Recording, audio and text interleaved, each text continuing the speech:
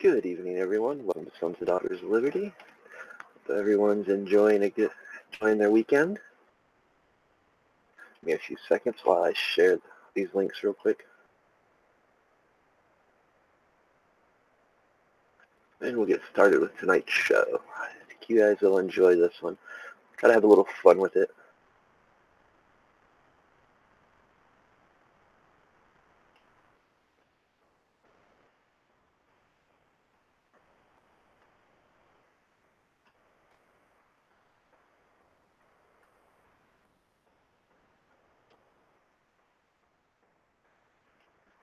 It's one that I've been wanting to do for a little while.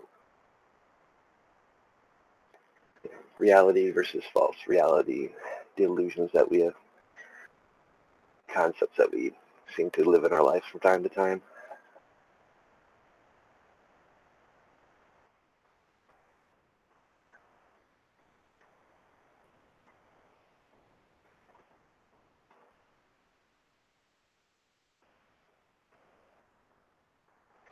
And just the general concept of it. I don't think people don't realize how much false reality that they're actually living in, and how much they actually is in their face all day. I mean, perfect concept. Let's use reality TV shows. I mean, two of my favorites, Big Brother, Survivor. Love them. But the reality of it is, it's not reality TV. It's a fabricated reality. It's in a controlled environment. You know, some scripts are used in certain aspects. They're monitored, so if somebody gets hurt, they can be rushed out of there. Or let's use in Big Brother's case, if it gets instance gets too heated, they're all sent to their rooms.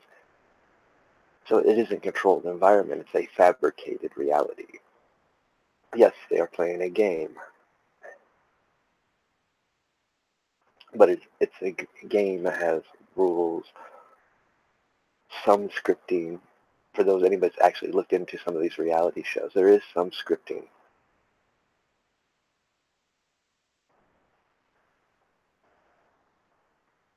So, but we take that as reality, just like we take what we hear on the news as reality, fact. And as we've learned throughout the years, not so much. It is media, it's entertainment. That is how they classify themselves, media. Media is entertainment. Media is stuff you listen to. Your music is media. The movies you watch is media.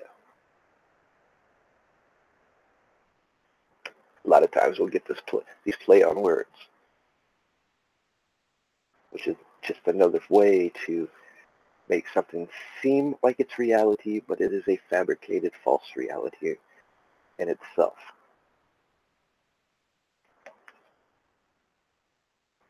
A lot of the stuff we'll see that has multiple meanings and layers behind it. You know, people talk about the addiction of drugs and stuff, which there is issues. I mean, we've got several things that become really high addictive, and that's people are dying from. There is a reality there. But let me tell you something that's just as dangerous, the addictions to social media, to our computers, to our cell phones, to our iPhones, iPads. We're living in a false reality. Yes, it gives us the ability to connect, but it also gives us the ability to be overwhelmed with information, causing information overload, sensory overload. It gets to the point where you see conflicting facts and statistics. Let's use statistics real quick. Statistics is the best example of reality versus false reality. Misinformation, the illusion thereof. I know the demographics and the statistics of an area, how they normally vote, or how they are based on gender, race, the opinions. Well, is it more of a Christian area, a bunch of churches? You can start basing your statistic polls around that to influence your numbers. Therefore, you already know if I go to this area and do a statistic poll, I'm going to get the result that I want, because the majority of the people already believe in this concept, this idea. This is what they've been taught. This is what they've been told is factual.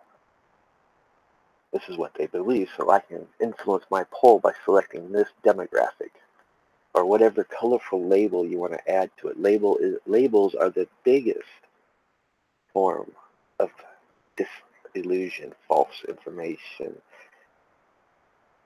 A label is just that. It's to label something. When we label something, we're giving it properties, we're giving it identities, we're giving it deception.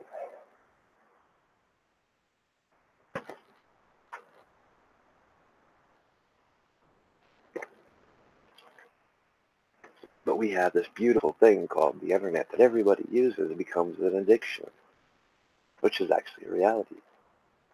It's become the babysitters for a lot of parents. Here, use this iPad. You know, and we don't think of it that way. We don't think of it as an addiction. But how many people could go a day without having internet, without having cell phone service? Ask yourself, can you go a day or 2 days without that? Can you go a whole month without that? I mean, don't get me wrong. It's convenient. It's nice to be able to, well, I don't have to go to all these places. I do all my price checking and get the best deal. Well, maybe it's way across the West Coast, but I can get it shipped here. Still be cheaper than going into town and paying double the amount. See, that's the other part of the reality. They put those little gimmicks in there that hooks you to it. It becomes a need instead of a want. You need this to be able to function. No, it's not a need. It's still a want, because it's nice. There's still millions of people out there that don't have these things, that live life every day normally, and actually probably much more healthier for it. You know, just like we hear these terms. Well, this scientist has these statistics on, let's just use global warming. So those that are for it, they get their scientists, and their scientists have the information that's exactly what they want to say. Now those that are against it, they get their scientists. Wait, who's right or wrong? Another false reality.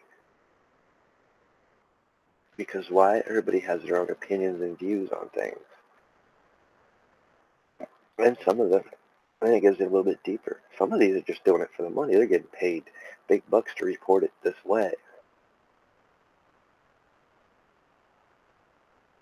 Another reality is the judicial system. That is a big false reality, because there's more than one standard of law. We see it every day. We know people. It's been in courts for cases where if they had a little bit more money, they would have probably wouldn't have lost their kids for a divorce suit, or they would have had a better arrangement set out because they couldn't afford it. Or an innocent man wouldn't go to prison and have to do 10, 20 years before a DNA test proves the person innocent. Where if it was somebody that was a politician, oh no, we got to have a community for that. I mean, we see that happen, playing out right in front of our eyes for the past year with the Mueller investigation. Now we have this memo that people are talking about. You know, we all have our opinions. You've heard my opinions on the subject. But wait, why do we have separate investigation groups of people. When they broke a law, the law was broken. It should be held in a criminal court. It should be held not by a committee, but by what our judicial precedent states it should be. The Constitution still applies to everyone in this country that is a citizen. We have also seen how labels will play the politics game when it goes to immigration. They'll say immigrant, one side, while the other side will call it for what it is, illegal immigrant. There's laws. You broke it when you came across this border illegally. Therefore, you're an illegal immigrant. But no, not to the other side, or not to the people that are for that type of agenda. And what's this do? When people see this play out, they see these labels, say it this way, and they don't know better. They're young. They haven't had the history. They haven't been taught the laws and stuff. Therefore, they hear this group saying immigrants or legals. And they don't even use the word legal. They say immigrant. They think that not because of the way they are being represented that, well, what's the big deal? They should have all these rights. Because they left out the most important word, illegal.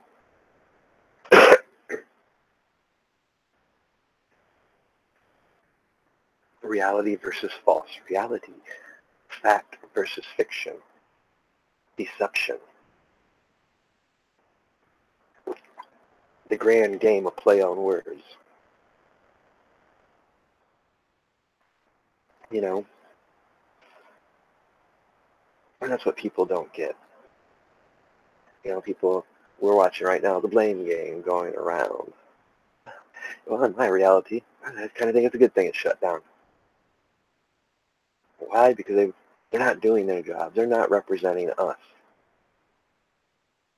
Now, because we're on reality versus false reality. These are my feelings. This is my reality. This might not be your reality. Your reality might be, well, we need our government in place. And I'm not saying we don't need a government, but we need a government that's for the people, that's about the people, that wants to protect your rights and liberties and your freedoms. Ones that are going to treat you like an American citizen, not favor you over somebody that's here illegally, that broke the law to come here. I want to point out California. For those that didn't check out Roofercast 2, whose names, conspiracy or not, podcast last night, he showed a video of California, certain areas, guys on a bike filming tent cities. Millions of people, homeless, living in tents or cardboard boxes. Dude rode for like 15, 20 minutes on a bike filming this. The sight was enough to make you sick. That these are actually American people that are homeless, not getting no help. In fact, it's illegal for what they're doing, so they'll come around eventually. As it probably warms up, you'll see them. They'll come around and start tearing, cops and stuff will come in and start tearing stuff down and forcing them out. But yet, they'll give aid to illegal immigrants. They'll try to give them welfare, give them IDs,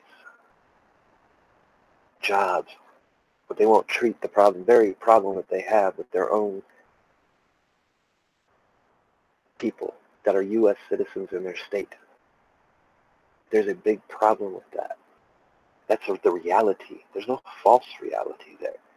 The false reality is that they put an illegal above an American citizen, a citizen. And they say nothing about the homeless problem they have.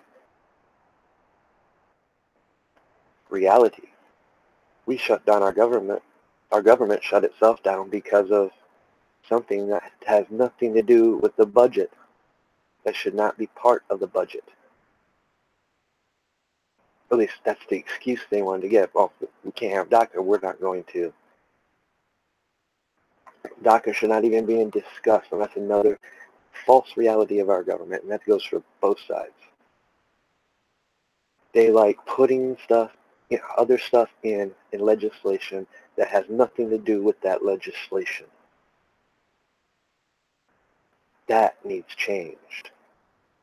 It should only be about that legislation. Nothing else outside of that legislation should be put in or added or amended to it, because it has nothing to do with the legislation. We're talking about budget. The only thing that should be talked about in the budget is the budget issues. No other legislation should be put into the budget. But they want to make this seem like it's a reality, that this is how it should be done. No, it's not how it's supposed to be done. And our forefathers never wanted something like this to be done. They never wanted, in their eyes, they never wanted the government to be as big as it's become. Another false ideologies. The fact that we have Concord removing our history because it had a blemish. So this event didn't happen. Paul Revere, the Boston Tea Party, that stuff didn't happen because it's a blemish on what they consider a blemish on America.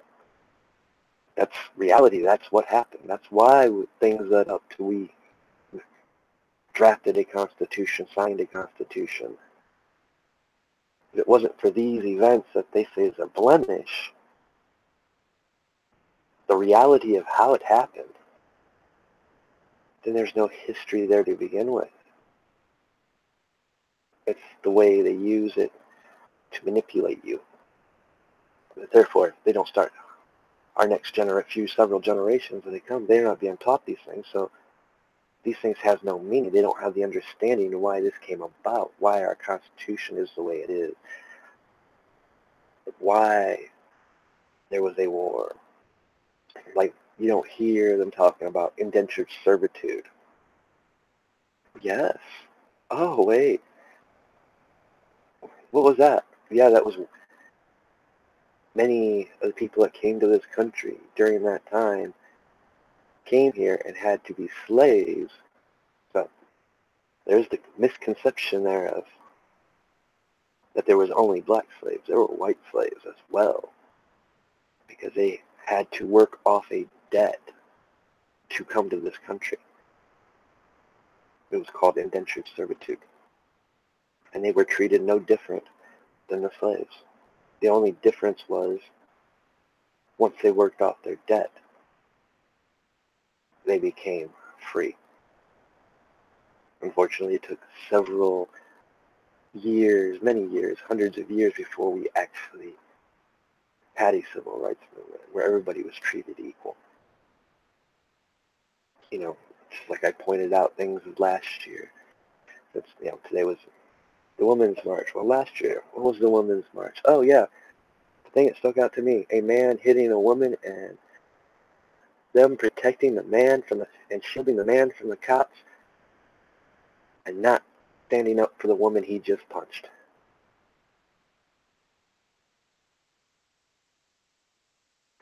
That was the reality. Now, how did that become reality?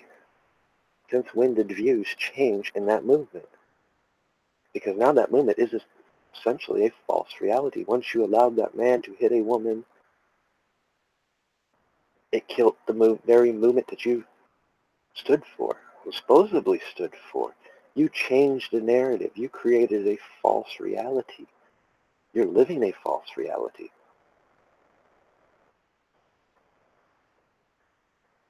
You killed and silenced the movement of generations that believed in equality, a woman's rights. Because that would have happened in the 80s, 90s, 70s. That dude would have got his. You know what beat? He wouldn't have got shielded. Then I seen somebody talking today on Twitter about Fourth Amendment rights. Congressman, mind you. I'm not going to name his name. We're talking about the Fourth Amendment. Okay. And he was talking about the law applies to everyone. No, it don't. Because if it did, why are we having these investigations? Why aren't these people being tried in a court of law? It only applies, because, it only applies when it's shooting for their political gain. And mind you, this was a Republican saying this. So I'm not just bashing Democrats here. To me, it's a label. They're all just as guilty. They're all guilty for the shutdown. Why? Because they're putting something on the budget that has nothing to do with the budget. And they're using that as an excuse. It's all rhetoric.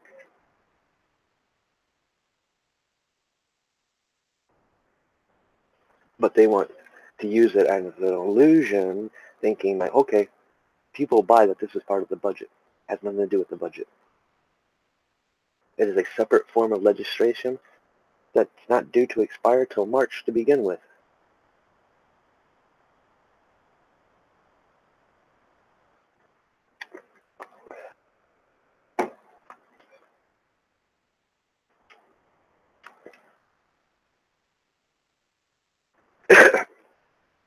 you know, just like, I'm not a big fan of this QAnon.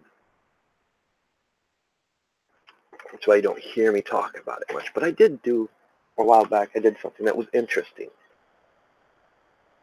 There was some theories going around because some of the things this person, whatever it is, posted about shutting things down, crashing, basically immediate blackouts and everything. There is reality there, guys.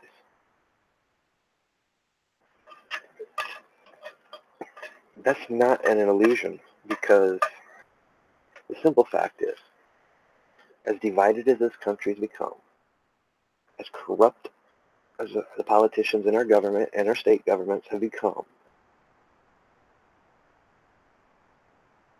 you're going to have a problem.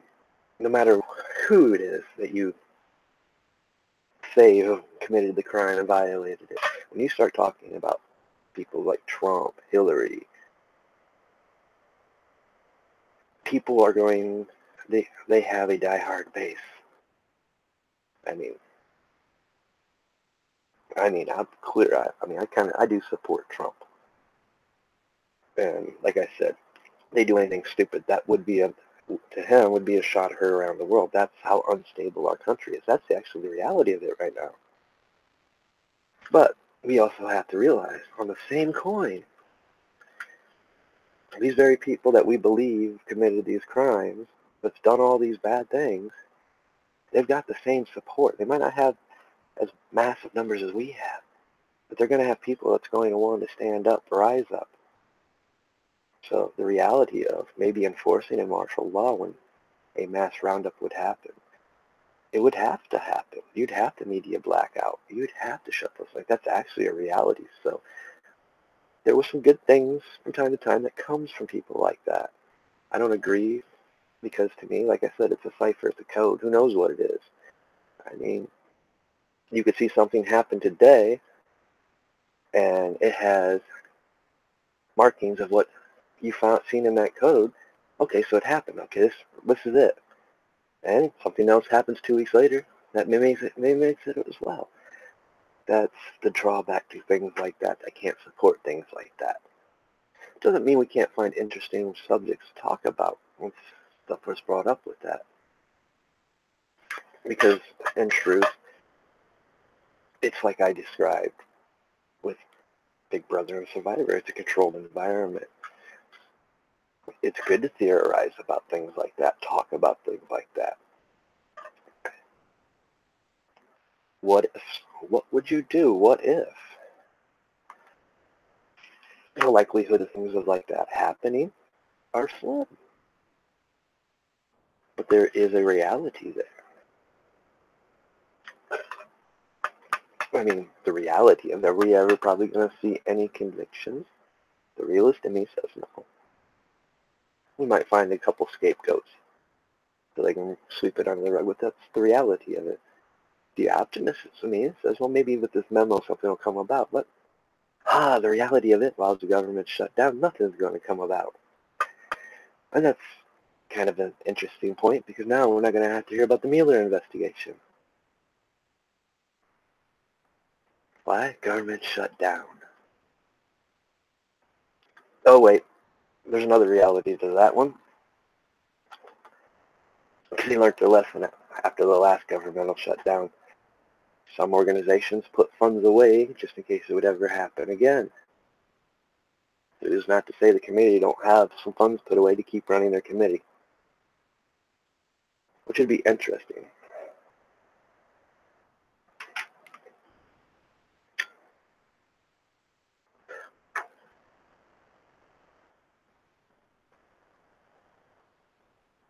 So now you can start to see how things play out. You can see the game they play. They plan things years in advance. I mean, look at this, the gender problems we have. It's now you got to be gender specific. No, I don't. You're either a male or female. What was your DNA dictates what you are. Don't care how many operations you have, what you go through, your DNA still says you are a male or female. Plain and simple. But I will respect you if you want to be that. But you're living in a false reality, because the reality of it is your DNA dictates who and what you are. That's reality. Not fantasy or false reality, not role play, because that's what you're doing. You're role playing. That's the proper term for it.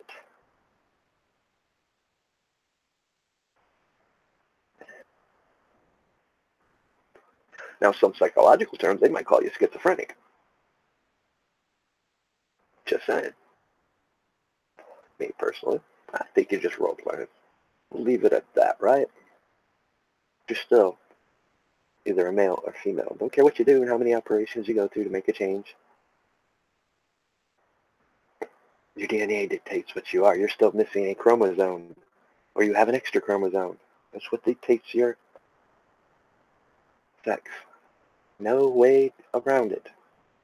We should never be arguing about gender. It shouldn't be an issue. We shouldn't have to have gender specific, universal gender bathrooms. I'm completely opposed to that. Why? You must not watch much or read much news on how bad pedophilia is around the world. You know, and I refer you to a case that happened in, I believe it was Minnesota.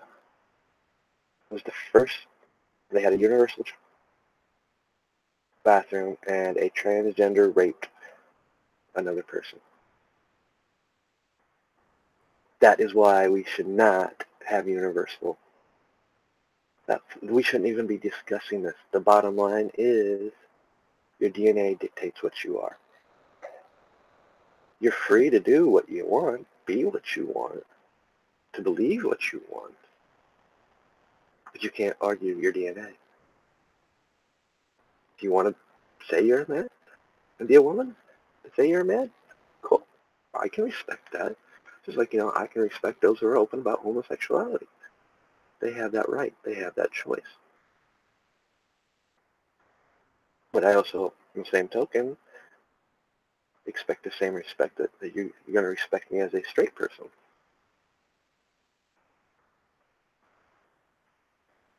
See, we get away from things like that. We get away from respecting each other for what we are, respecting that you have different views and different opinions. You have different beliefs. I respect that. We might not agree on a lot of those things, but I'm not going to change my opinion of you. If I'm talking to you, if I'm a friend of you, I'm a friend of you for a reason, not because of what you say you are, what you think you might be, or because of what you believe in. Because we just have a connection that allows us to talk to each other and enjoy each other's company. We have a mutual respect. And we've gotten away from that. We've gotten away from so many morals.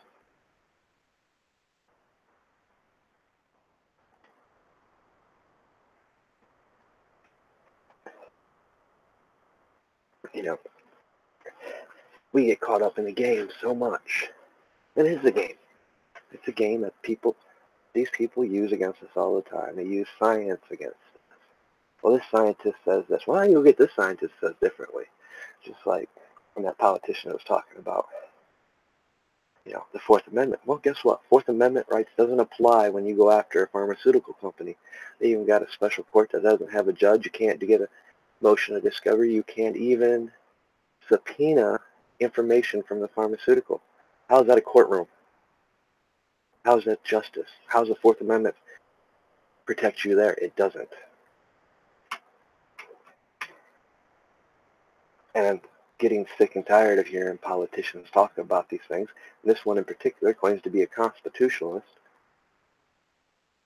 and yet he doesn't stand up against this pharmaceuticals. He doesn't tell you that there's a different court that's ran in the DOJ that deals with the pharmaceutical lawsuits for people that claim, which I know happens because of vaccines. I've witnessed it more than once. But yet to win a lawsuit against a pharmaceutical company, you cannot. There's no setting judge. You have to pay for your own representation. You have to pay for your own scientific research. You cannot subpoena information. You cannot subpoena emails, any documents from the pharmaceutical corporation. How is that legal? It's not. It's unconstitutional. So when I hear a politician talking about Fourth Amendment rights and all this, talking about the legal system and court of law, well, to him, you're a liar, you're a fake. And all I gotta say, where was your gun? Happened twice. And I'm getting really sick. I know it might offend a few if I actually said his name, because you fall for it. He's just another career politician, just like his dad was, stuck on an agenda.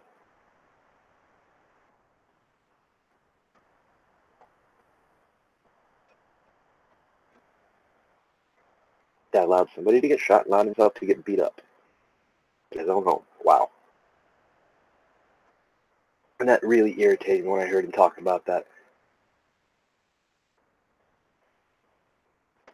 That's what I think of the whole government right now. Every last one of them. We hear these so-called senators talking about this memo. Well, do the right thing and tell the American people what it is. Quit hiding behind illegal legislation, legal laws. You have the right as an American. In fact, you have more of a right as a senator to reveal the truth to the American people. Otherwise, by not saying anything and just hinting at things, you're no better than the people in the memo. You're not protecting the American people. You're protecting your job. Hoping that maybe you can get a bunch of people together to vote it so it can be shared. Otherwise, you're going to stay silent. Maybe you've forgotten our history. Maybe you're living in that illusion, because the American people, if that memo was true, would not look at you. They would treat you as a hero, as a patriot.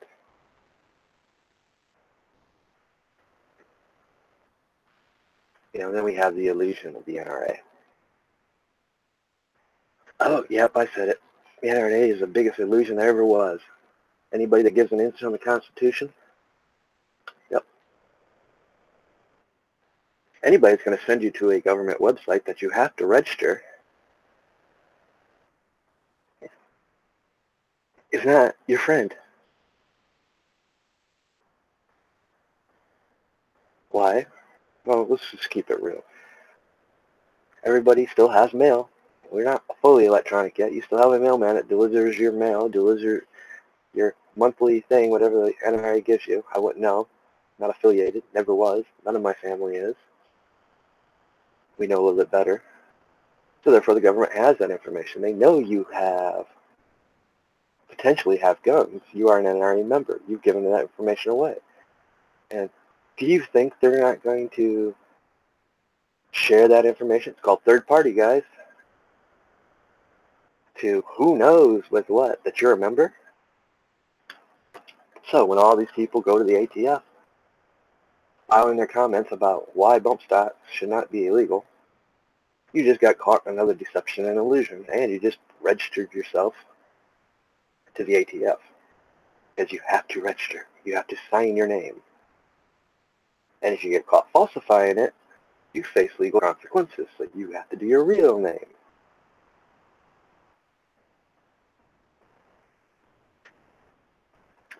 Don't see the deception there? Well, let me give you another aspect of deception there.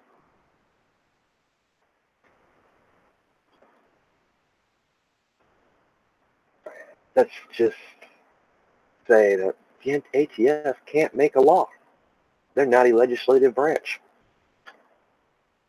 They can recommend and to Congress. Congress has to make the law. ATF cannot make law. They can't make legislation. It's because politicians don't want to get their hands dirty. And me personally, there's no giving an inch. I mean, personally, even machine guns should be legal by our Constitution. There's no giving an inch. That's my personal opinion, which I know is shared by many out there.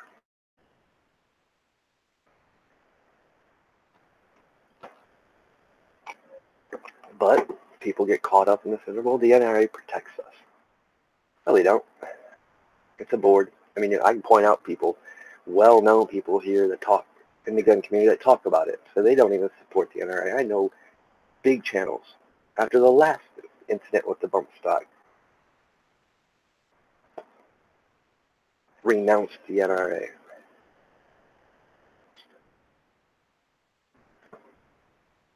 It's like everything else. In theory, it's a great concept until they start giving an inch. Until they start giving away your rights. Once they do that, they no longer represent you. They no longer represent the Constitution. And I'm sorry that offends a lot of you. But that's the truth. That's reality. The false reality is believing that they do. Just because they do things. The reality is they already gave an inch. Not once, twice, multiple times.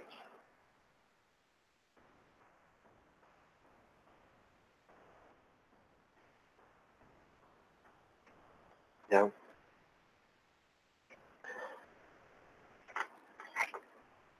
in my personal opinion, the reality of the government being shut down, it's a good thing.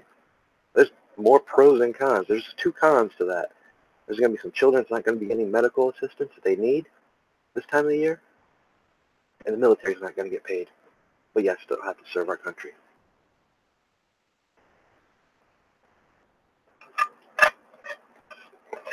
Our government wastes so much money, it's not funny. They create agencies that do nothing. They're just agencies on paper. They don't write law. They don't do anything. They don't help you, the people. Why do we have them?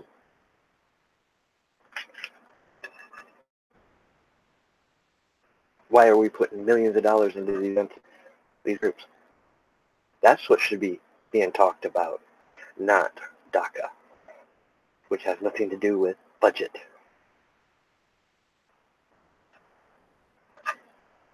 The reality, though, is so many people don't know what to believe anymore.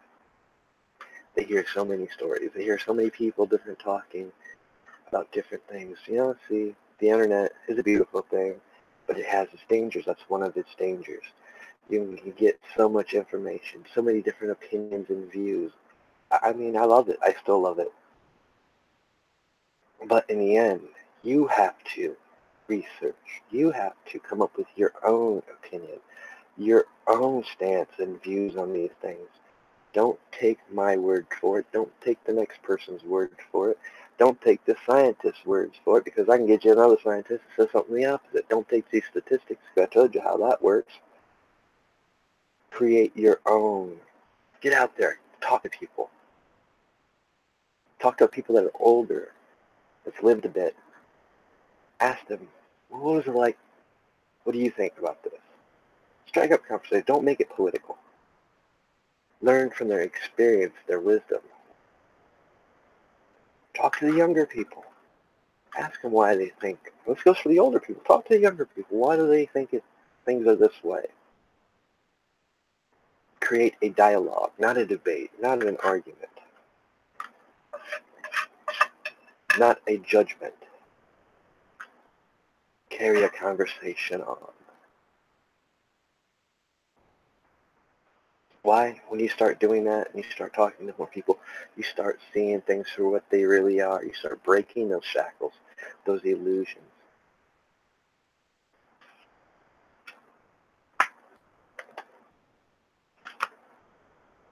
We're bombarded with them since we come out of the womb and we start understanding things. We start forming sentences, understanding that's hot, right from wrong. As soon as that point comes, we are starting to be taught.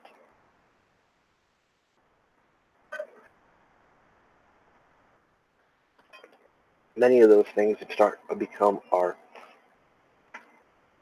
the base of our core foundations, our bases of belief.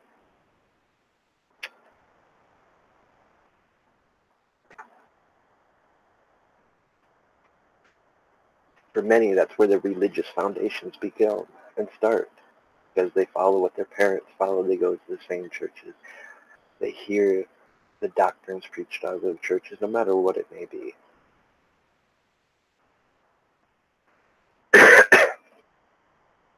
Then they start going to school. If they're lucky, they go to a school that still teaches real history, still teaches real math, real science, real English, teaches you how to write with a pen and paper.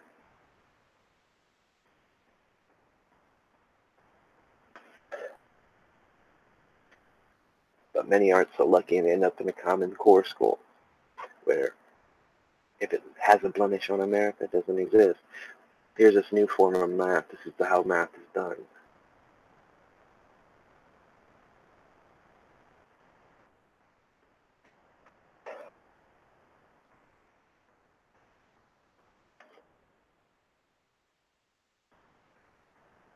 You know,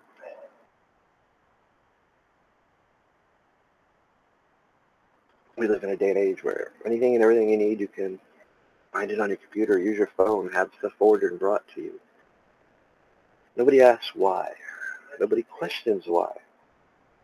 Why? It's easier for me. Why don't they want me getting in my car and going to the store, interacting with people? Oh, wait. What did I just say? Yeah, that's right. Interacting with people. They don't want you interacting with people.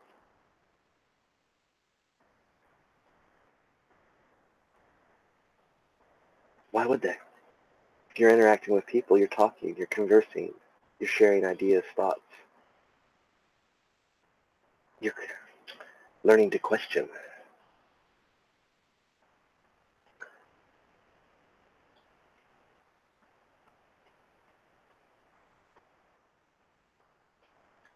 For all the growth in technology, I still see people dying of disease, dying of flu. We still have cancer.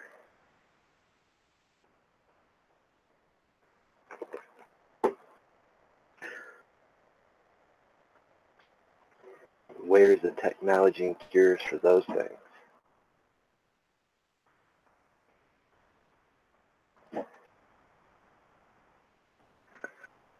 Why are we dealing in cybernetics and stuff like that? AIs, when we haven't found the cure for cancer, the cure for MLS.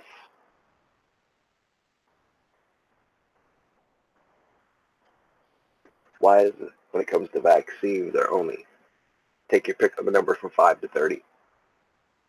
Why is there a 70% chance that you're still going to get sick? Now, some of us know the answer to that. The illusion that you take. Well, let's talk about that. Anybody heard? Well, thanks X-Files for this one. The bread pill. placebo, the fake.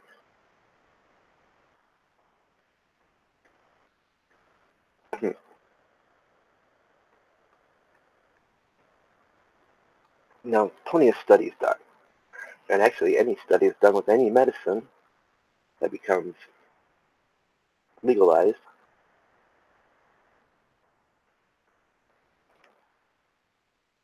for every trial it goes through, and we're not talking vaccines here. There's no trials that go into vaccines. But pills and stuff, there's clinical trials they got to go through. Well, when people sign up for these trials or asked to try these out, you don't know if you're getting the real thing or the placebo, because they do both. And there's been many cases where the placebo has cured them, healed them. Why? The power of the mind over matter. They believe that that pill is healing them. They believe it. The power of belief, the power of reality.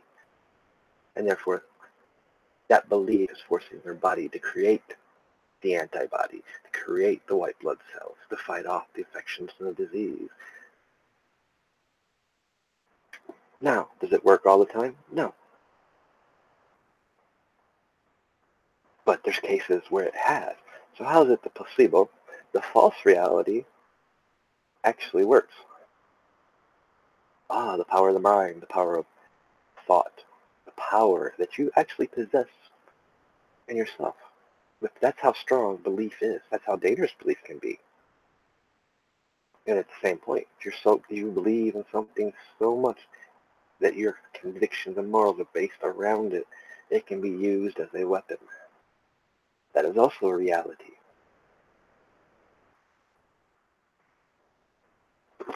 And for those that want to argue that one, actually read history. Read your history.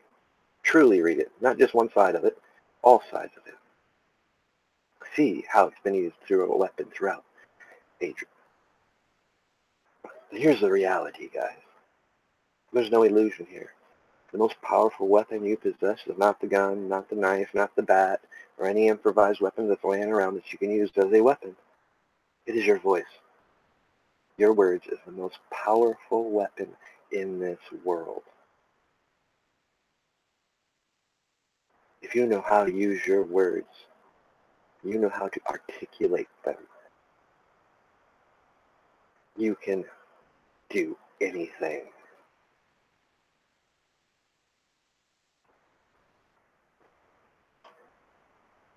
That's what makes media what media is. It has power. Why? Because they report it. They say it. And they have followers that follow it, that have been taught this is truth because they said it. And sometimes a person becomes a victim of slander, false information, and it ruins their life. Then we later, and it never gets reported, we later find out that they were true, that it wasn't true. And it's not to do, I'm talking about even with the fucking paper, newspaper. It used to happen. And I know people have been victim of it. It's not a new gimmick. And a lot of these things, here's another reality for you. A lot of these things, you can go back through history and see it. Global warming. What was it in my day? Oh yeah, the ozone. See, that's gas and stuff like that. Our spray cans, hairsprays. Up until last night, I haven't heard the word ozone mentioned in almost 20 years. Oh, maybe 30. No, 20.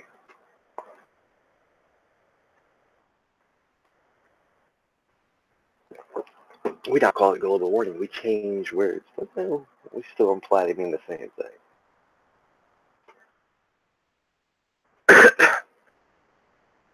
You know, just like the idea of good and bad. Well, you're human. You're both. Every one of us has done something bad. And we'll continue to end up doing something bad. That's human nature, us being human. We are both good and bad. There's a yin to the yang. And for those who want to argue, all I got to point out, look at nature. It's there even in nature. The most oldest thing we have to reference. We can see it within the very nature. It has both. It has to have both. Which, yes, that for those that believe in a utopia theory, that also kills the utopia theory. You can never get rid of it. You eliminate all the psychopaths, guess what? For every psychopath you eliminated, another one will rise up in its place. It has to be. Sad reality, but it is also the reality of nature. It has to have an opposite.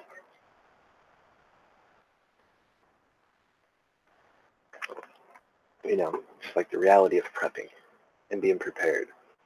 You'll have people say, well, you know, you gotta have this, you gotta have this, you gotta have this. Oh, cool. You can have all those things. And I kudos to the preppers that point this out, which is many of them. If you don't use them, you don't learn how to use them, you don't frequently use those tools, those items, those skills, all that stuff you got is useless if you don't know how to use them. If you don't have the experience to use them, the wisdom to use them, when to use this over that. See, there's a false reality even in the prepping community. You know, why don't I do reviews? Well, simple. Everybody's different.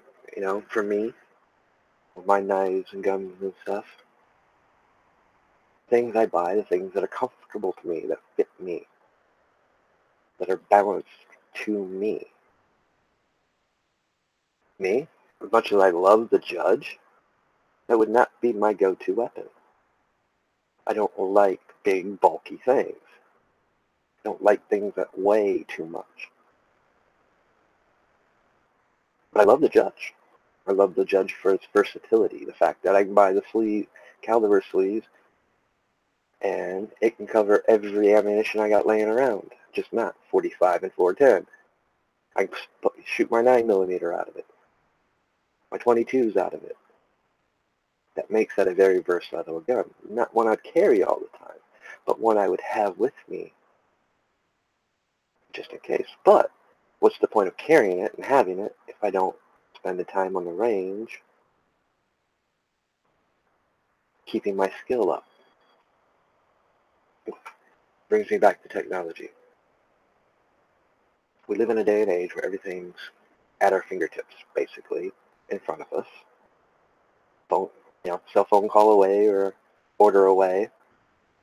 Don't have to do anything. What happens when all that doesn't work? Can you build your own shelter? Can you build yourself a cabin? Can you make your tools to be able to do those jobs? Can you use old tools that aren't powered? You want an exercise? You want to exercise? Use a handsaw. Use an axe.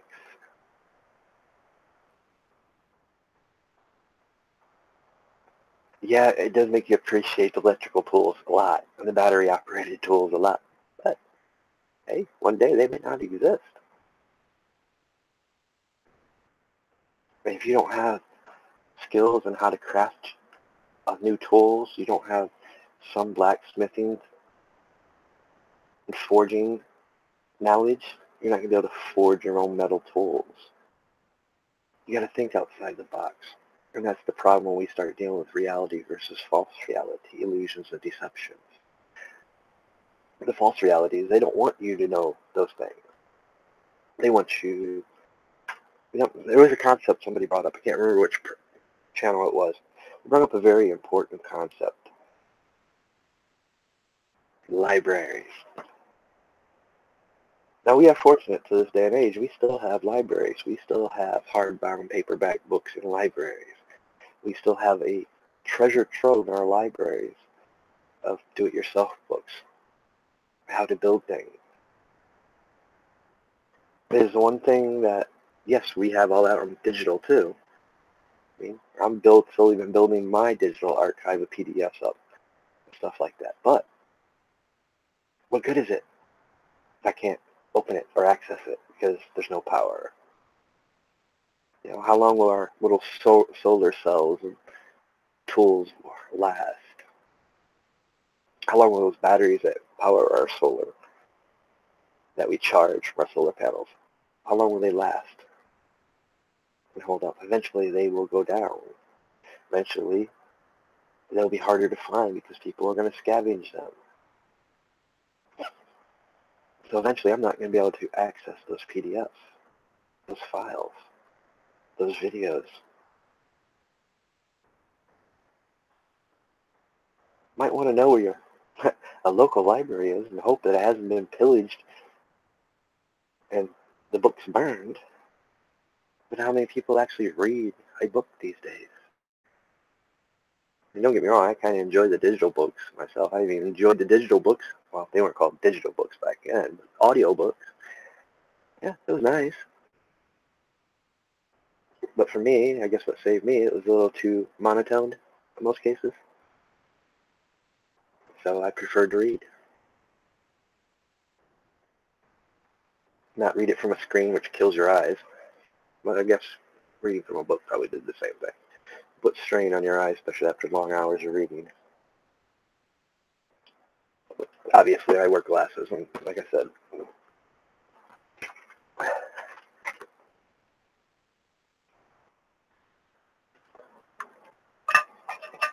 you know, having all the tools and gadgets is cool. But if you don't have knowledge and experience with old stuff, old ways of doing things, ask yourself, what can you offer? What skills do you have when all this is gone? Because, granted, that's probably a low percentage chance that will ever happen in my lifetime, in your lifetime.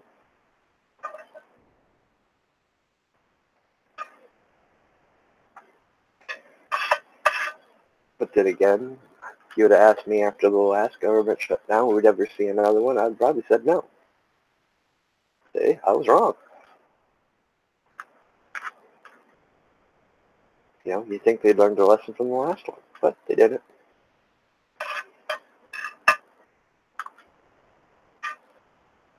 Which tells me why I need to stay on top of my being prepared and stuff, working on all skills. Which, like I said, this summer is going to be fun. As soon as spring hits, or as soon as warmer weather gets here, and it's not below zero. Don't get me wrong, I love winter. I love going cross-country skiing and still being outside, but when you get below zero, it's just not that fun. Why? Because it takes a lot more to keep your body going. Which, another reality versus false reality. They say carbs are bad for you, or high intakes of certain things. Well, here's my counter to that. You need tons of carbs and calories in the winter. If you're outside working, your body is burning it at a super rate, keeping you warm and giving you the energy to keep going or working. You burn over twice the amount of energy that you normally do. Which is why, when it starts getting cooler out, I start eating heavier, putting on, basically I go up two pant sizes. I go from 32s to 34s. Why? Because I'm burning a lot of that mass off when I'm outdoors working in the winter. I'm needing that extra weight. That's the other thing. You have to figure out what you are comfortable with. You might not be comfortable jumping that much weight. You got to find your comfortability. You got to find your reality. What fits you.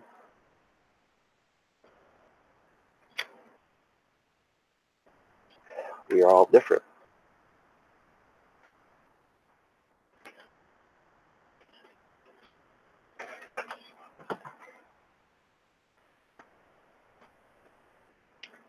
I'm not a big fan of anything diet related, or what they perceive and try to tell us is diet. Why? Because I let myself go for a while, a couple of years. Well, for one, I've always wanted to be 220. I've always been up until 2009 was the most I probably ever weighed, and that was at 180. My normal weight was 160. 160, 165. Never ever went above it. Of course, I'm 6'1". 180 was comfortable, very comfortable. But I was also still athletic, playing sports and stuff then.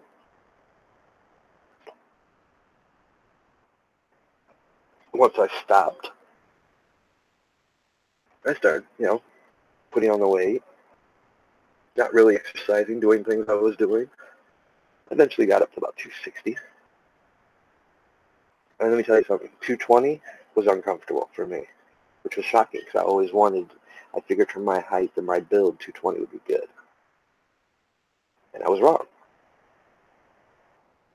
For me, I found that 180 to 200 was my ideal weight.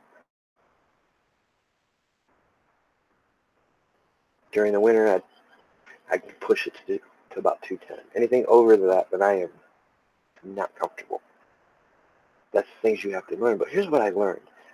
Now I started working out again, and I just wasn't really dropping that weight I picked up. Still working outside, doing things. Then I started eating healthy. I mean eating healthy. I was eating steak, vegetables, potatoes. That was the meal. Started eating 2 meals a day instead of my normal one. But every meal consisted of meat, vegetables, or more organic food, not store-bought meat, but harvested meat, organic vegetables and stuff. And I was dropping the weight quick, feeling healthy, feeling energized. Slowly started cutting down on the pop. And I realized, I can still enjoy my pop. I can still enjoy my steak. I'm not a big steak fan, but okay. Fish. I started adding fish to the diet again, which I used to always eat fish. I just started balancing things out to where every meal was healthy. And I went from 260 back down to 180 in a matter of 3 months.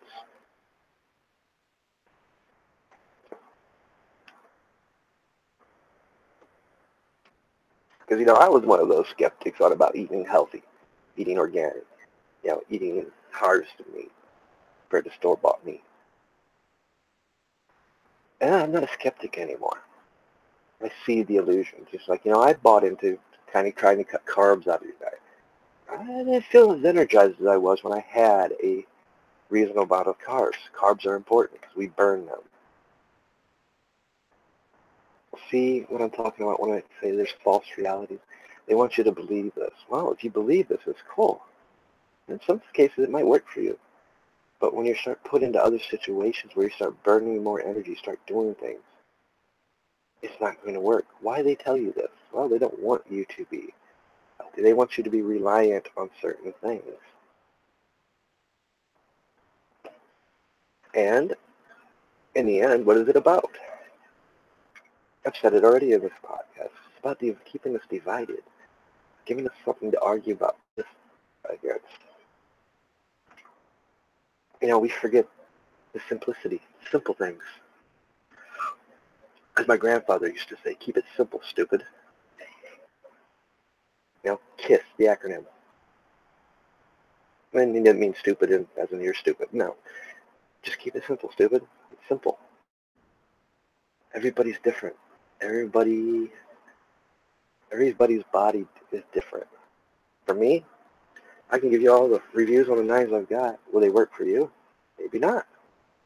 Why? Because they're comfortable for me. They're comfortable the way I've been trained to use them. The weights are just right. So therefore, they might not work for you. The way I build things and make things might not work for you. You have to experiment, learn the ways things work for you. Question things. Okay, why do you do it this way? Well, my first answer is going to be what I just said. And some of it might be, well, because that's how I was taught. And you might know something different. I'm going to step back and actually, well, show me. Let me see how you do it. You might know something that I never thought of. And your way might be a lot easier. It might save my wrist and hands from more beating and pounding than they'd already taken over the years. Less work. But if we can't sit down and talk about these things, question these things, ask why you do it this way, you're going to say, I'm right and you're right and I'm wrong. And I'm going to think, okay, that's the way you see it.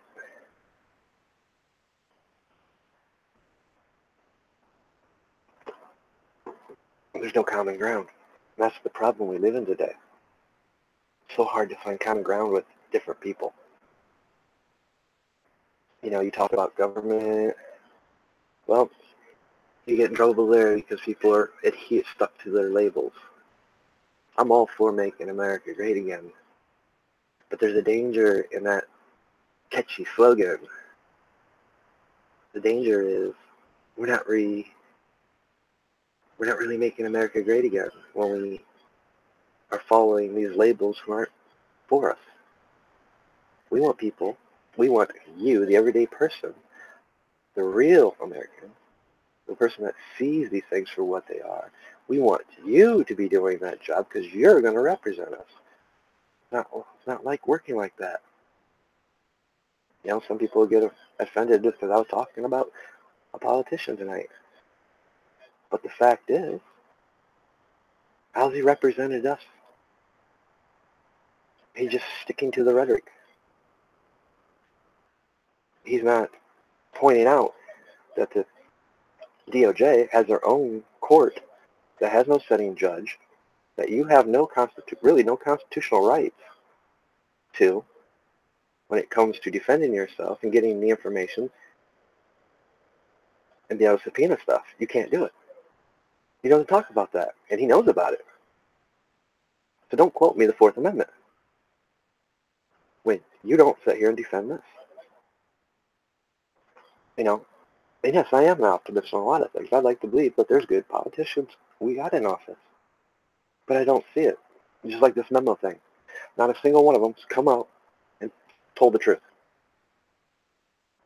If it is so damning as they say, if there was criminal and illegal activity, turn it over to a court. Testify to the public. We are your court.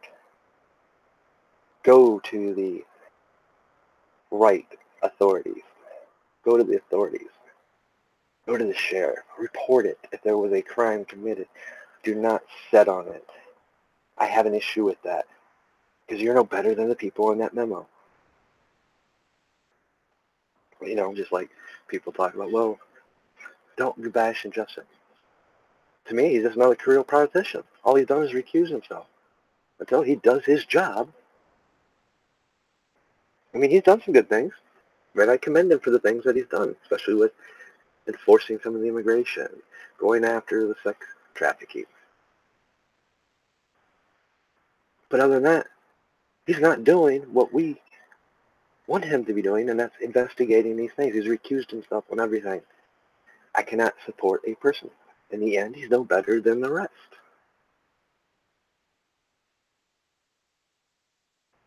In the end, we should not have no committees reviewing any of this stuff. If there's a crime committed, there is a courtroom for that. Then that person that they think committed a crime has a right to a fair trial by his peers, not the peers of a government or a Congress, but a courtroom of his peers, we the people, the American people, the voters, the people he's supposed to be representing, the person that he committed a crime against, if he is found guilty. That's reality. Because the reality is, there's going to be no community. If we do something wrong, we're going to be marched into jail, put in cuffs, and go through a process, and pray we have enough money to afford a good lawyer and not have a court-appointed attorney to be able to prove our innocence. It's all about money these days. Even our judicial systems, it's a joke. They cost so much money to prove your innocence. They cost so much money to get a settlement back that you're entitled to. They cost too much.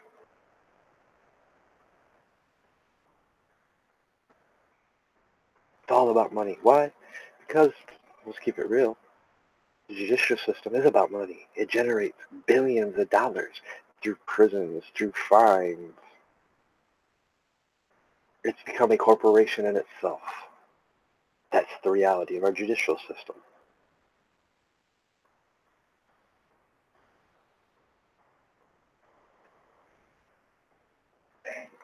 We have a lot of problems here in our own country. You know, the reality, the shithole comment. Did he say it? I don't know. Honestly, don't care. Why? Because there's shitholes everywhere. I mean, Chicago. There's places in Chicago that's shitholes. There's places right here in Ohio that are shitholes.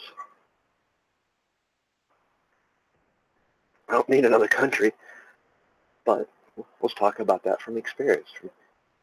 I have little experience living in other countries. I love Brazil, but there's certain places in Brazil that's downright shithole that you don't dare be at. I don't care if you are an American or a Brazilian. Even Brazilians won't go there. Does it make the whole country a shithole? No, because there's still beautiful places. There's still beautiful country out there that people live, and you don't see this.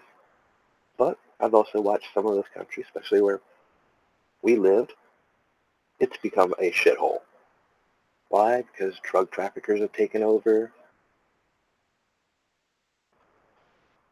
It's no longer the beautiful little town, little city. And same thing has happened there. It's happening here. Corrupt government.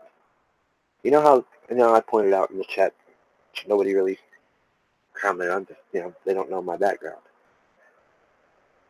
You know how Brazil dealt with their homeless problem? You know how they deal with it? They've been doing this since the 80s. They hired private contractors to go out and kill the homeless. Still standing practice today.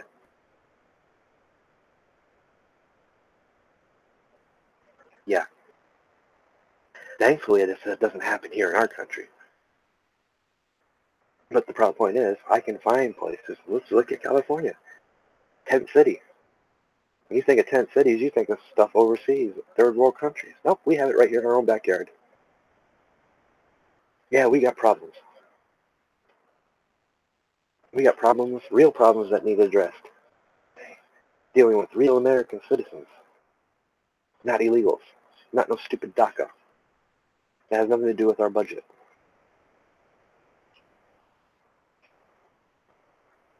To me, all you politicians in the government, you're showing your true colors. I don't care what label you claim to be. You're all career politicians about the money, not about us. Until I start seeing people step up and be real about their job, about who put them in office, because yes, you may be elected from that state, but your responsibility once you're in Congress is to the American people, not just your state. Ah, another reality.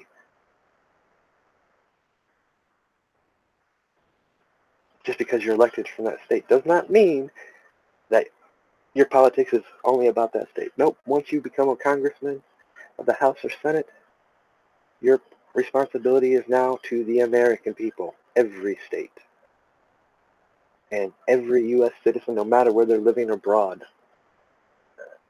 You represent them.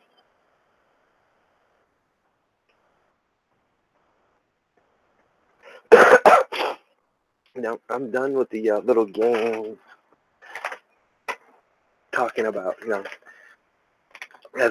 blame game. I'm not blaming the U.S. citizen, the American, for voting these people in.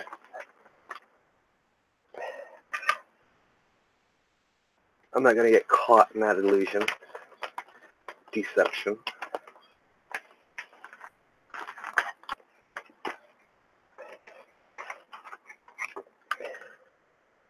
Nope.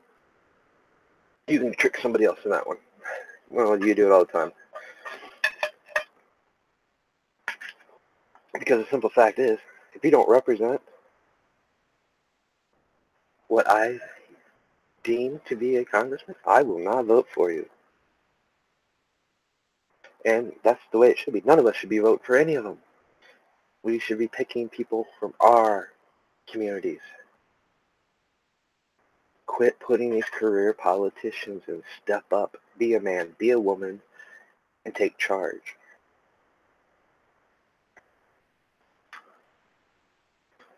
But, the reality of that, how long will it take? This is midterm, so not every senator is up for re-election. Majority, maybe. It depends when they got in, when their 4 years are up, compared to the House's 2 years. It's gotten so mixed up, so a select few are up this time, during the midterm. So we're not going to fix the problem overnight in one election cycle. It's going to take many.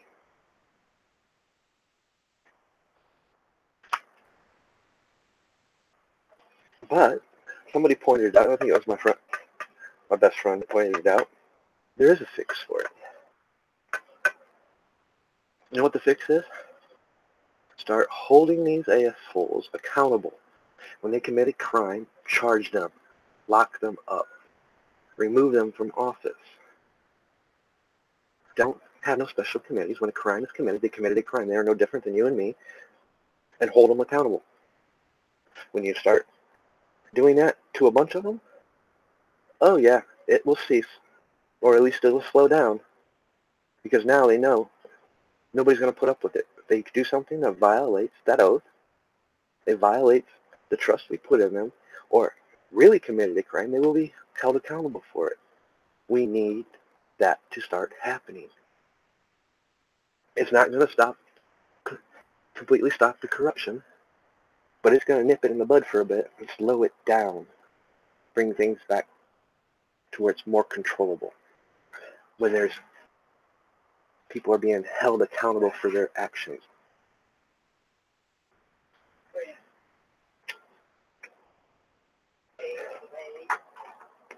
Me personally, maybe it's time we bring dueling back. Just saying. Maybe they got something to fear a bit when they want to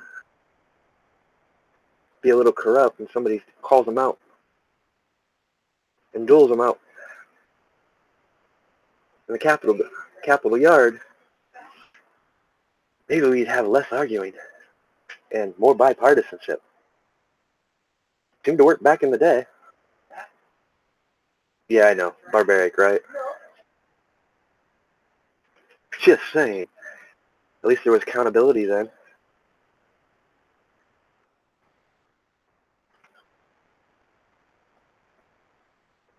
Not that it would be even worth watching with some of these old people that are in there that have no business no longer being in there. We got politicians in there that's so old they can't, I think they got Alzheimer's and they can't remember a person's name. Or they'll say a name thinking they said somebody else. It's like, really? Let's talk about mental health issues.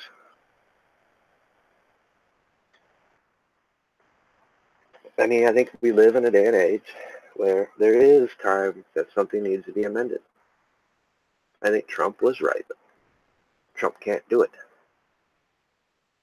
I mean, as soon as he said it, I knew it. But our Congress, I think it's time we do put term limits on them. No more career politicians. But that's not a fix either. That's a partial fix, but falls underlined, it's still a false reality because there's other things that need to be done. We need to end lobbyists. We need to end corporations paying our congressmen and stuff. We need to put an end to corporations being able to donate as much money as they want to influence elections. And here's a reality. They are right. There is election tampering. What? Through corporations. And they are right. Foreign entities did tamper in elections. Why? Because how many foreign corporations do we have in this country that have foreign members of their board, shareholders? Because they're part of that corporation, they can donate as much money as they want. So there was a little bit of truth in that little white lie of theirs. The reality of it is, the Supreme Court made a pretty good ruling on that. That says because the corporation is not a U.S. citizen, singular, a person, one person. It is a multiple of people, therefore the Constitution does not apply to them. And as four judges wrote afterwards, what would happen? We've seen it happen. Constitution does not apply to corporations. Given them an inch, they took a mile and ran with it, realizing the loophole that was left. Like I said, law is a two-edged sword. It is up for interpretation. This is the reality of that. It is about selling the jury your interpretation, making the jury believe your interpretation of that law.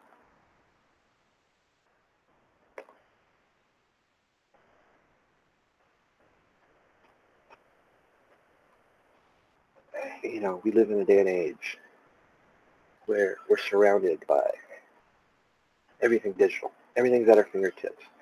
So much information. We got to a point now where you hear something reported and you have 70 different people, 100 different people talking about it with their own views and opinions, their own input on what they think happened. It's like when a real event happens, now we don't even know it's real anymore because people are picking it apart to the point where a real event can be pushed off as a false flag or it's a conspiracy. This didn't happen. Look, we don't know anymore what's real and what's false when it comes to talking about these things. Something I've learned, and so I have tried to avoid talking about certain subjects now, because when we do, and we start picking, don't get me wrong, I'm glad people do it, because there's an importance to it. Because it shows you how to break something down so you can, in the end, it is about you. You need to formulate your opinion, your view. What do you think happened? What do you need to learn to listen to yourself? Not me, not anybody else. What does the evidence show you? What do you think and feel? What is you telling you really happened? Listen to that. You want to start breaking these shackles, breaking these control mechanisms? That's how you do it. You start listening to yourself, not everybody else. We're human. We make mistakes. We interpret things. I got to go back and fix a video I did yesterday. I made a mistake. I misinterpreted two people's names. I don't know why. I just did. Because I didn't have it right there in front of me, and I was just going with the name that came to my head that I thought it was. So I need to go back in my comments and fix that. We make mistakes. Other than messing up the name, everything I said, in my opinions and views, was factual. But I still made a mistake. I got to fix. And I own up to that.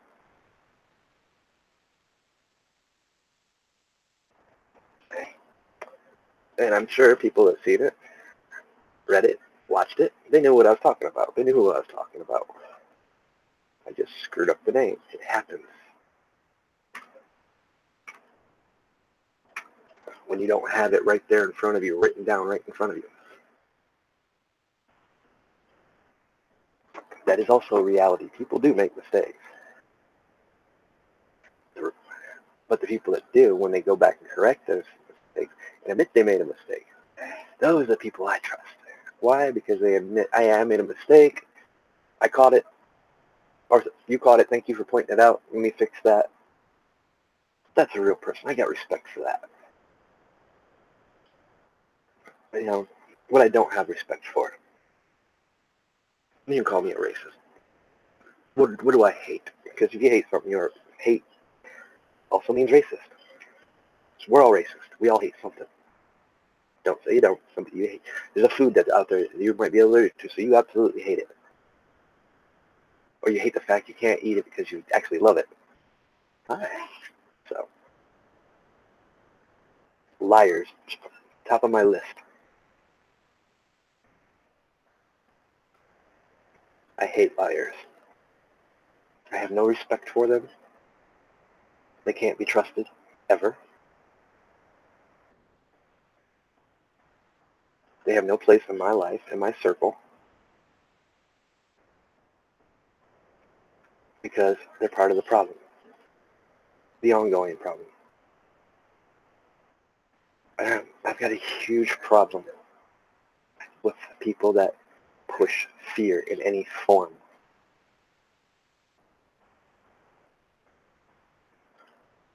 Fear is so dangerous.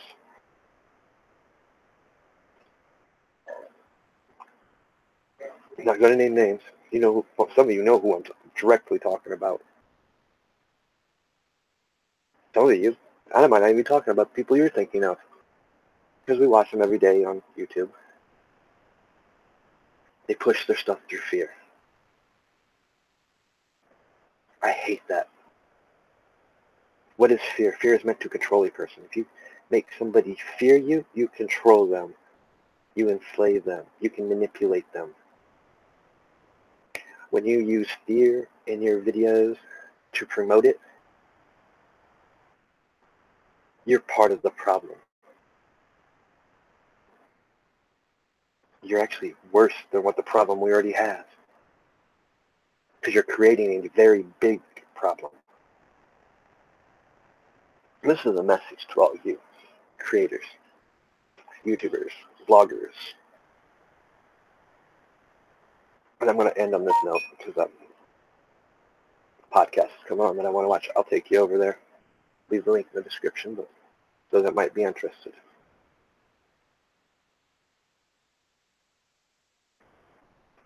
Something you guys need to remember. Something that maybe no one has taught you.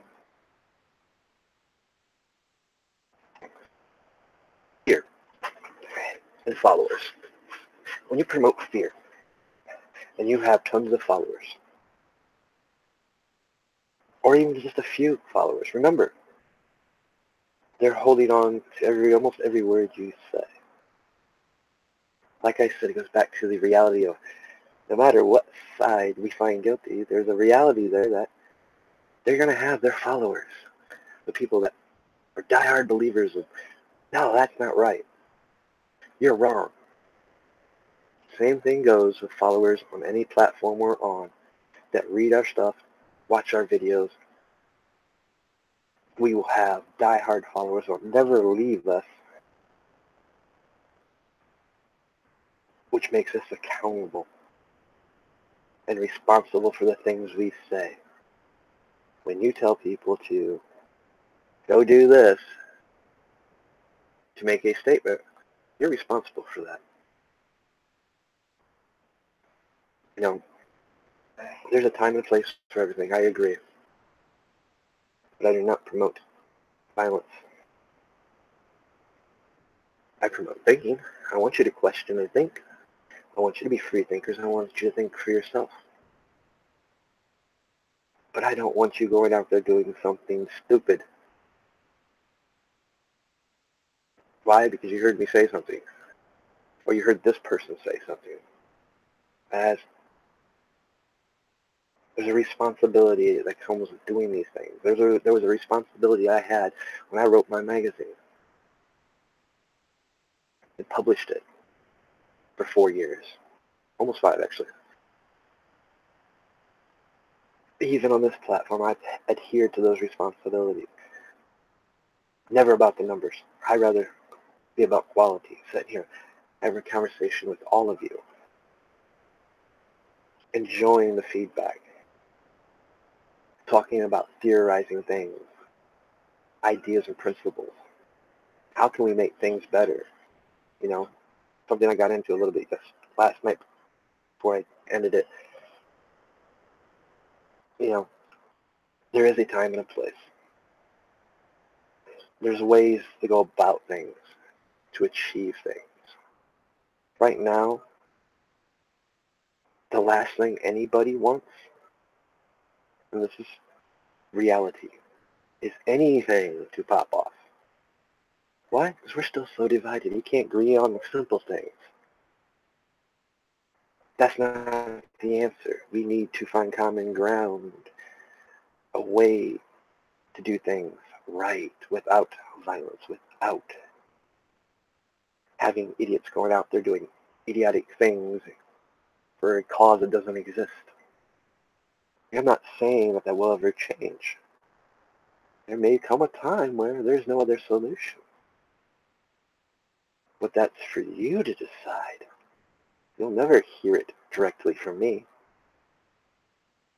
And when you start producing fear, you start talking about these things, and using fear to promote and incite, you are a problem. You're using that to manipulate and control. You might not realize it, but I know a bunch of people out there who do it and do realize it, hoping they can get that one idiot in that group. And usually it's only a handful, not the whole followers. Most followers have common sense. They know you're not. But there's always one bad apple. You know, that's the danger with what we do. And there's a reality there that we have to address.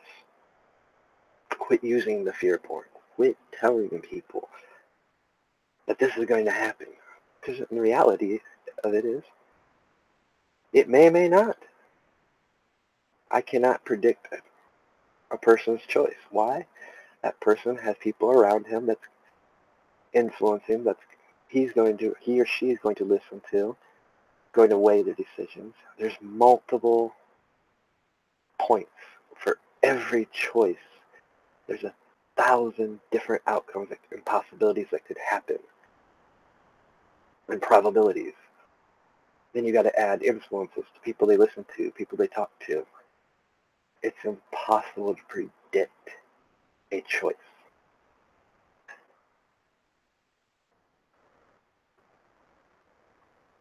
To say this is going to happen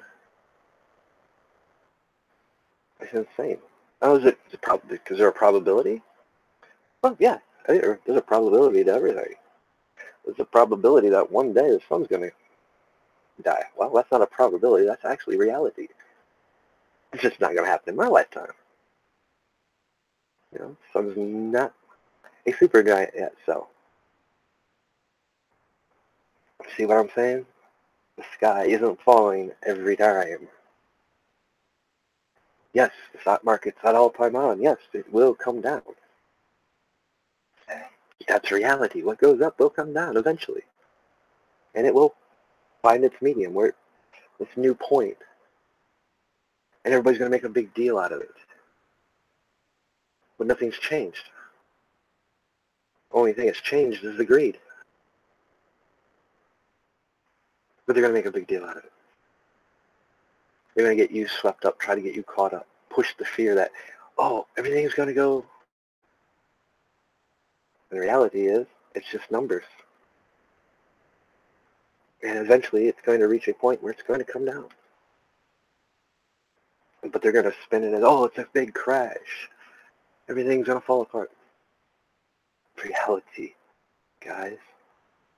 Think for yourself. Do not fall victims to the game. It's a game. They want you to react. They want you to. Why? Because when you start living in fear of these things, they can do what they want. With no consequence. Why? Because you're so divided. There's so many of you that caught up in it. It leaves a minority of those that know better. And not much they can do. They win small victories. It's how they play the game. The biggest game is keeping us all divided. And they do it through many ways. Many of the things I touched on but didn't cover. Mention, but just let it slide. Because if you mention it, it causes an argument or it offends somebody. And of course, you know my opinion on that. Well, I offended you. I made you think and question. So I did my job. Let's move on. See, guys, we let the thumbs down button dictate. We let oh, I can't monetize because I say talk about these subjects. Okay, cool. I'm doing it because I like doing it. It's fun. I enjoy talking with you guys, interacting with you in chat. There's my enjoyment. There's my payment. I get more enjoyment seeing somebody thumb down a video, which is rare. Why? Because I made you think and question. It's not about money for me. Can't take it with me when I go. You know, can't live above my means. Well, I can. I'll just be in debt. Oh, if I'm in debt, I'm enslaved to the system again. The system has control over me. No. I will live within my means. I'll make do with the things I have. If I want something bad enough, I'll work harder for it. If I think it's a need, or if it's a want that I really want, that it's time to reward myself with that want, I'll put the work into it. You know what? I'm going to value that whatever it is more. I'm going to take care of it because I worked my ass off to get it. Has value, has importance. You know what? It might not have been a need, but it's a want that I really worked to get. Something I'm going to take care of and cherish.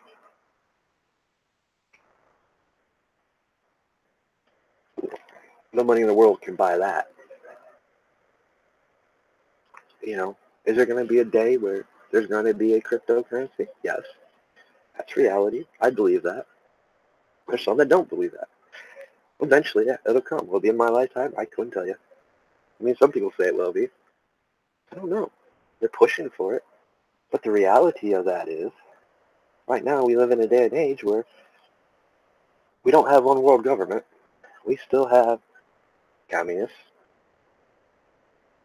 Republicans, Democrats, a democracy. We have a parliament, a monarchy, so to speak.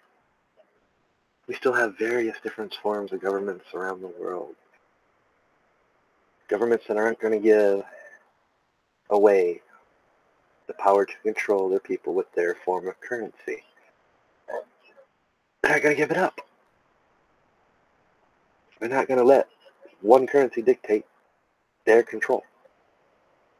That's reality. But you can play the game if you want. I don't care. That's you. That's your choice. I, for one, am not going to play the game. But eventually, time will come where, hey, well, I'm still going to barter for my stuff.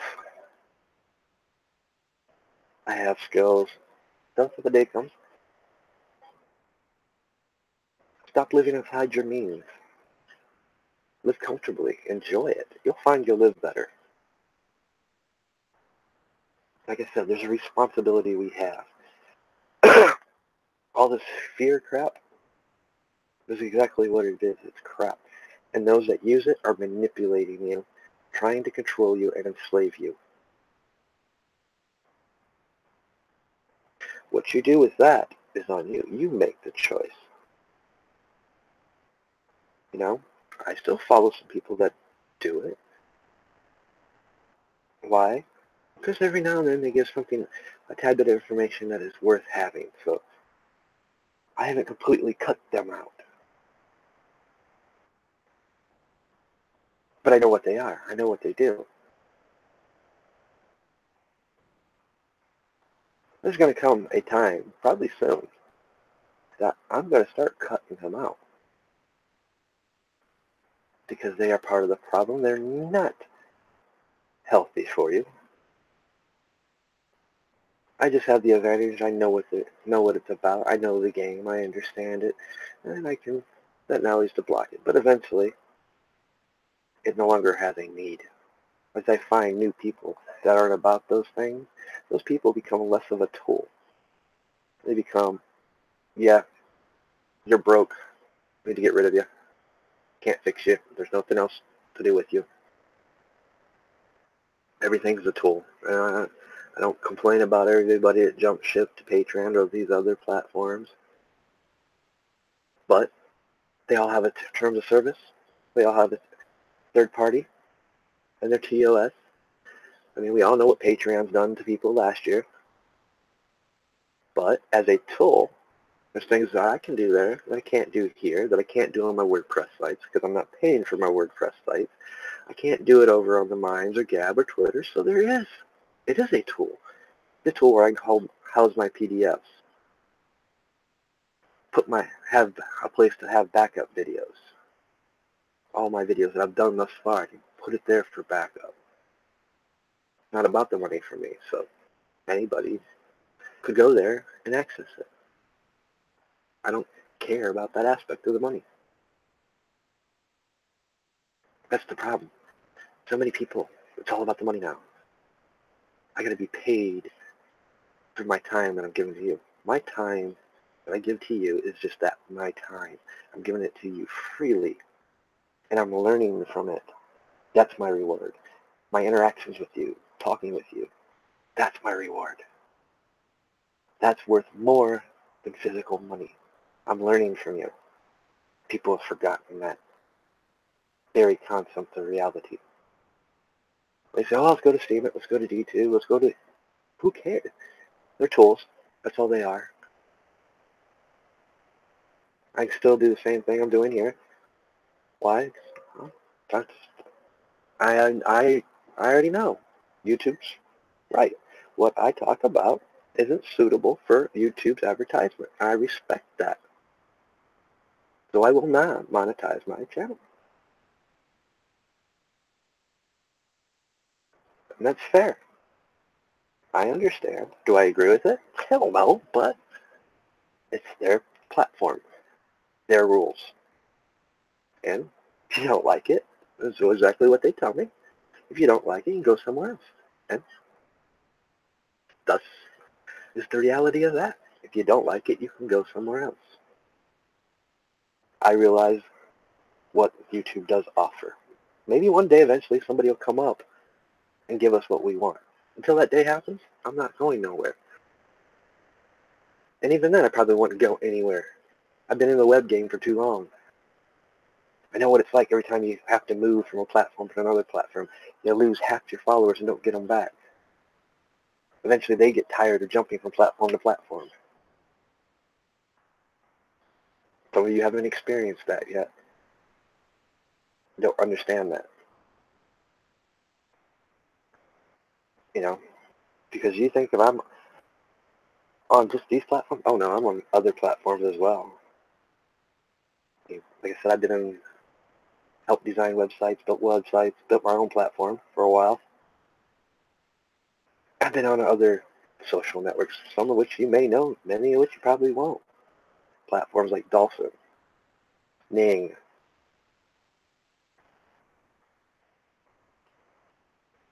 social platforms, what they are. Anybody remember MySpace? Was there once too. You know, that's the thing. These platforms will come and go. These new ones come up.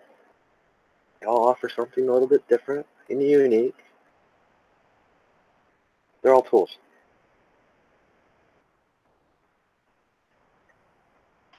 Right now, the best tool in front of us, this platform. There's so much information here. You know, I don't agree with a lot of things they do, but I've read their TOS. They're not responsible for anything. Don't even think about it. For those, we'll get a lawyer soon. It don't work. It's covered in their TOS. You just shot yourself in the foot there. That's the reality of it. I'd like to see that change to where they are responsible.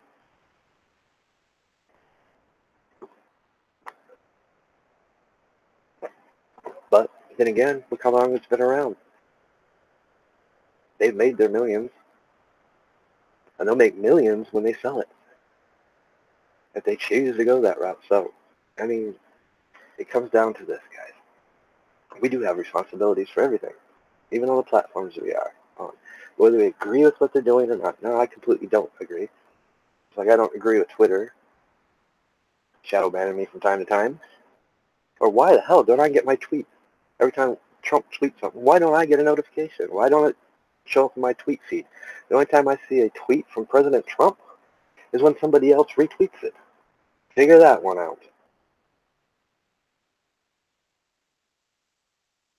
Not that I care. I mean, it goes about, the other thing, oh, follow me on Twitter. Well, if people are like me, that's got over 200 people that you follow, you're going to miss the tweets, half the tweets anyway. And that's not being me disrespectful when I don't retweet or like it or comment. It's because I didn't see it, because I'm following so many people. Now, I wish we could favorite some of our ones so they pop up in our feed first. But hey, just like I seen the changes that are coming here on YouTube.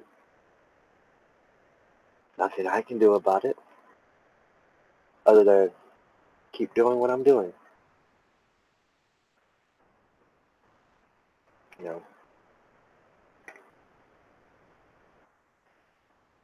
Because what I'm doing, it's for those that stumble across it to begin with, or for those that already have subscribed to me. And by the way, thank you to all 23 subscribers. I was actually shocked. To me, that's better than having 200, 300. It's, hey, in a year's time, I've got 23, and I've done no advertising. That's what I want. Eventually, people will find the videos. Eventually, something I said was meant for that person that will come across it. That's the way I view it. If more people would start viewing it that way, guess what? There'll be less things to control you with.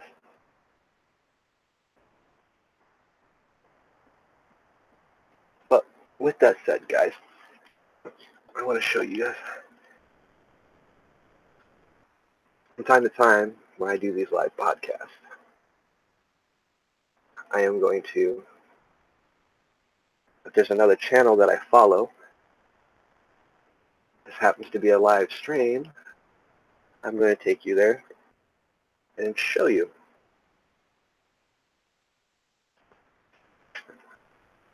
Step 1, survival. Guys are awesome. Might not be for everybody, but stop by and check them out. Every Saturday at 8, they do a live podcast. Awesome talks and chat. But stop by and check them out. And I am going to wish you guys, hope you guys enjoy the rest of your weekend. Have a safe week. And I will talk to you in the next video. I'm not sure when that'll be. Like I said, Dad's got surgery coming up, and I got a lot of stuff going on here. But I hope you guys enjoy. I'll leave the link to this podcast in the description so you can check it out. And I'll see you guys in chat for those that jump over. You guys have a good night.